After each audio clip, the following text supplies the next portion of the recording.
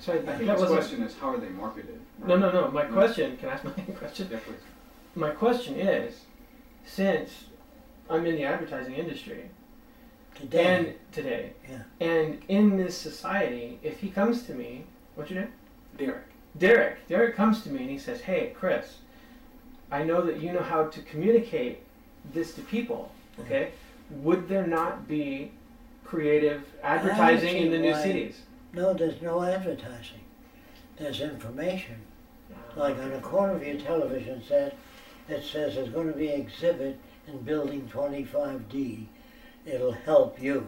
Even though that exhibit appears to be unfamiliar, it'll help you because it knows enough about you to know you'd be interested in that. So it really tells, like for example, if you say, stop cutting down the forest. I don't know if I told you about the window screen in front of your TV set, did I? You pull it down, or it goes down automatically, and the news of the day is printed on it by the TV set. Then you take it off and read it, and then you hang it back up, and infrared erases the news.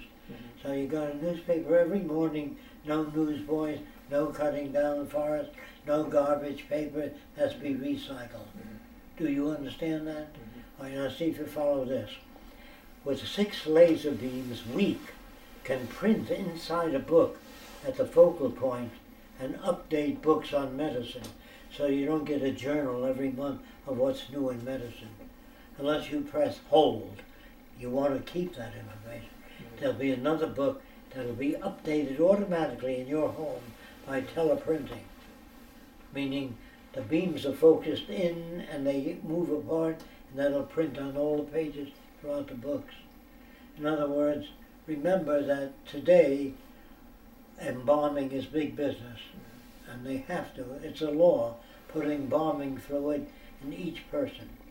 They pump your blood out and pump embalming fluid in, unless your religion forbids it.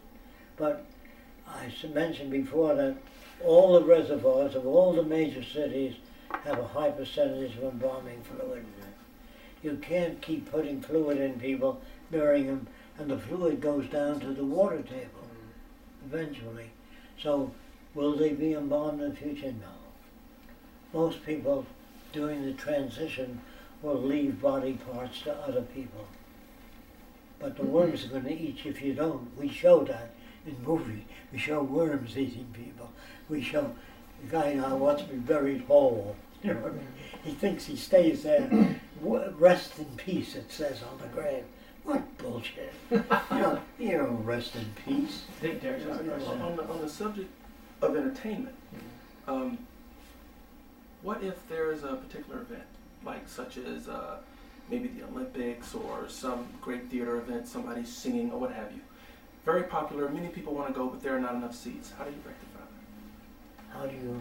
Like if there are, let's say, in a stadium, 10,000 seats or 50,000 seats, but 1 million people want to go to see this event. Okay.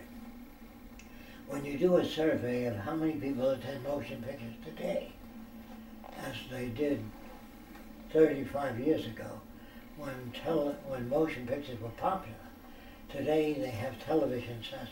You don't have to get out in the rain or sit in a theater for an hour and a half while you can watch it on your TV set. The movie industry has cut back considerably. So what we do is surveys. The surveys are automatic. When you turn on your TV, we know people are watching it. If they're not turned on, they're doing something else. That something else determines how big a concert hall you build in different areas, by what people want, not what I want. In other words, the aircraft carriers are very important to the Navy, and one torpedo can sink an aircraft carrier. Aircraft carriers have 16 inches of metal below the waterline. That's a hell of a lot of metal. That's like 6 million refrigerators. So they have escort destroyers outside the range of the aircraft carriers, half a mile away, to ward off torpedoes coming toward the aircraft carriers. Then they have airplanes flying over the aircraft carriers, so if any enemy planes come. So they try to compensate for that. The only difference is that as war, we use the same system in human need. If popular music, say, since we encourage people to be radically different, everybody, we try to emphasize what you call individuality. If hip-hop is the in thing now, and Fresco doesn't like hip-hop, he doesn't attend, but the younger kids attend. But if you've got a changing society with changing musical instruments, the goddamn drum is still the same. The saxophone is the same.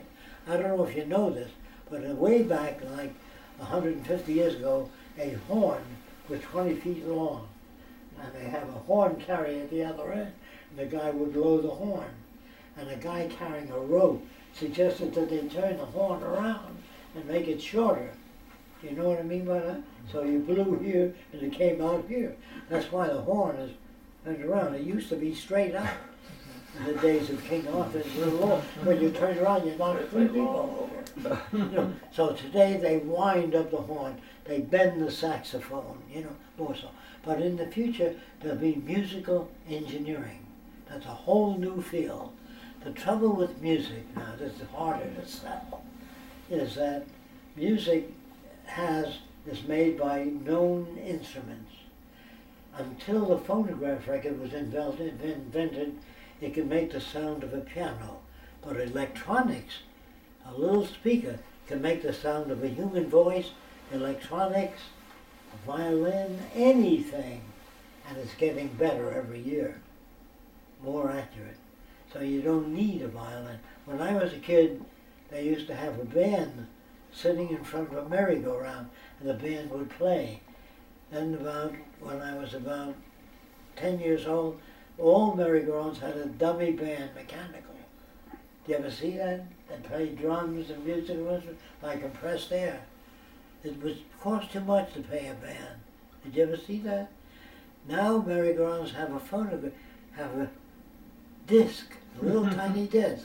They play that, sound like a symphony. And that did away with a lot of musicians.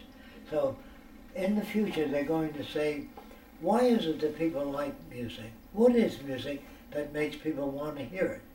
And they'll begin to study sound and its effect on the human body. If certain sounds cause you to relax, they will arrange sounds in a way that pleases the nervous system. Today they have drums and all, and some people hate hard rock.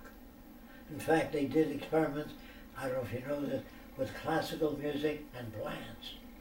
And they played classical music and the plants grew better. With hard rock they died. But does it mean that hard rock is bad for humans? Not necessarily.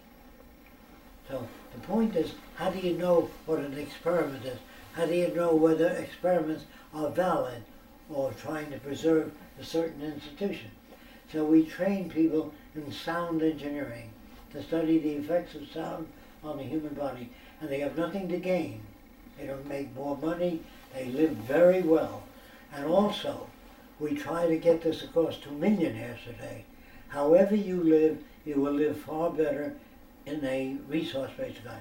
They say, can you prove that? You show them if the world's resources are used to enhance the mind and body and everything around you. You know, if you're a multi-millionaire out on your yacht, pirates can sink your fucking little yacht. You understand that? And if you're a multi-millionaire, during the last Depression, most millionaires had all their yachts steamed up in New York, ready to blow town. Did you know that? If the revolution occurred. But they elected Franklin Delano Roosevelt, and he built transit camps, CC camps, I don't know if you know what these things are. He built places for kids to go to get jobs, and they were rebuilding the forest. And CC camp, you earned $60 a month for working just 3 hours a day.